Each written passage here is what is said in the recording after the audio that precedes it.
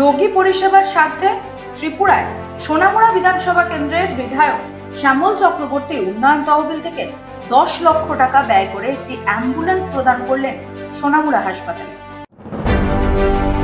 ত্রিপুরায় কৃষি দপ্তরের জায়গা দখলকে কেন্দ্র করে দফায় দফায় সরকারি জমি পরিদর্শন কৃষি দপ্তরের উচ্চপদস্থ আধিকারিকদের।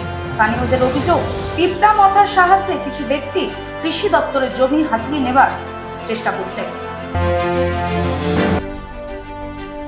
প্রধান শিক্ষক ও স্কুল পরিচালন সমিতির সভাপতিকে আটকে ঘরে তালা ঝোলালো স্কুলের ছাত্রছাত্রীরা।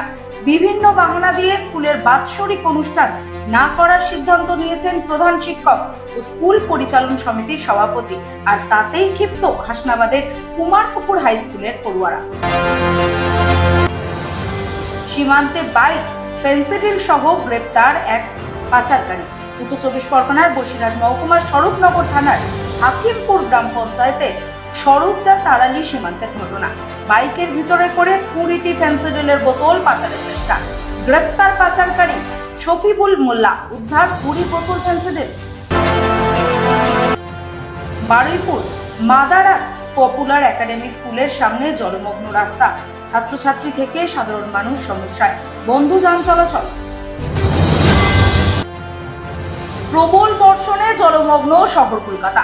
শিয়ালদাহ দক্ষিণ শাখার যাদবপুর বালিগঞ্জ রেল লাইন জলের নিচে, বিঘ্ন শিয়ালদাহ দক্ষিণ শাখার ট্রেন চলাচল। টানা বৃষ্টিতে বিপর্যস্ত কলকাতা, দেরিতে ট্রেন, সীমিত মেট্রো পরিষেবা। টানা বৃষ্টিতে কার্যত অচল হয়ে পড়েছে গোটা কলকাতা শহর। একটানা বর্ষণের জেরে রাস্তাঘাট থেকে শুরু করে রেলপথ সব জায়গাতেই দেখা দিয়েছে চরম বিপর্যয়। আবারও জল সীমান্ত পার করে ভারতে প্রবেশ, গ্রেফতার 2 বাংলাদেশি মহিলা ও এক পাচারকারী। হিঙ্গলগঞ্জের পঞ্চপল্লী এলাকার ঘটনা। গতকাল গভীর রাতে হিঙ্গলগঞ্জের ভারত বাংলাদেশ জল সীমান্ত কালিন্দী নদী পার হয়ে দেশ পারাপারের চেষ্টায় গ্রেফতার 3।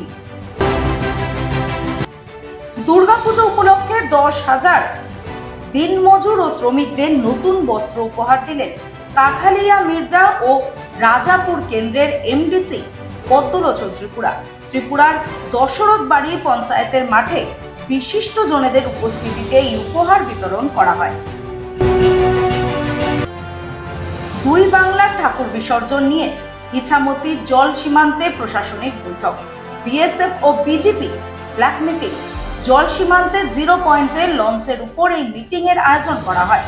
ইছামতি নদীবক্ষে টাকিতে বিসর্জনকে সামনে রেখে এই ফ্ল্যাগ মিটিং উপস্থিত 2 দেশের প্রশাসনিক কর্তারা।